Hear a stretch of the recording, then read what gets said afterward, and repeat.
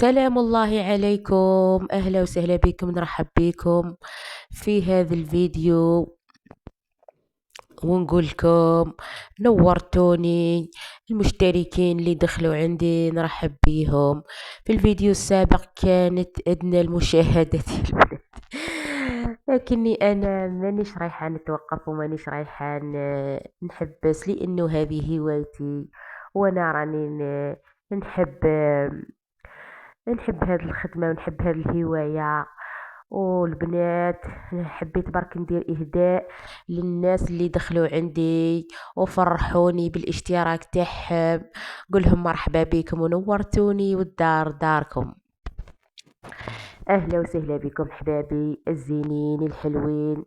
إن شاء الله تكونوا بخير وفي صحة جيدة. المهم الصحة يا البنات، المهم الصحة، نطلبوا ربي الصحة والهنا. البنات هذا القاطو اللي كانوا جابوه نسابي في الاخر هذه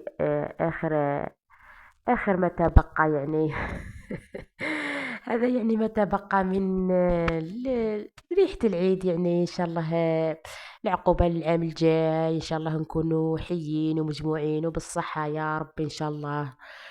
وما زالوا الايام وما زالت العباد باذن الله تعالى تفرح، وجايتنا الفرحة وجاينا لهنا ان شاء الله. كل واحد متمني حاجة في قلبه ربي يعطيها له. حبيت برك البنات نقول لكم كما كنت في الاول، حبيت نتحي المشتركين تاوعي الاحباب الاعزاء ونقول لهم راكم فوق راسي وعلى عيني. حبيت برك نحط لهم تحية كل واحد باسمه، لكن حبيتكم تدخلوا عندي وتحطوا لي اسماء تاعكم، يعني حتى الاسماء اللي مستعيرين بها، يعني اللي مسمين بها الكونطات تاعكم. وهكذا راني حابة نتحيكم وكل واحد ندير له تحية، واللي حاب عنده تحية ولا عنده يقدر يتفضل عندي ويقول لي لمن حابيه يهدي التحية تاعو. دوك نحط لكم الفيسبوك تاعي ونحط لكم الانستغرام، اللي يحب يقدم تحية لكاش واحد ولا يتفضل ومرحبا بكم يا حبابي. وانتم على العين والراس. البنات اليوم الفيديو راح يكون فيه خرجة متنوعة، راح يكون فيه يوم حلو كيما حلاوة هذا القاطو. البنات القاطو هذا بنين، وش نقول لكم، بنين واحد البنة.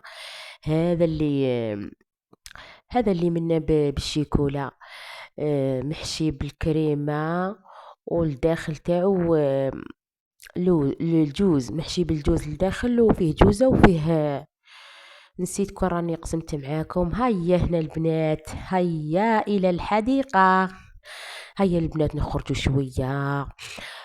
روحوا نخرجوا ندوروا شوية، نخرجوا شوية من هذاك اللي غير الدار والخدمة تاع الدار اللي ما تخلصش. هنا البنات دينا الوليدات يخرجوا يعني بعد عناء طويل، كل يوم هما عقب ابوهم بابا خرجنا بابا خرجنا. اليوم قلنا والله نخرجوا قبل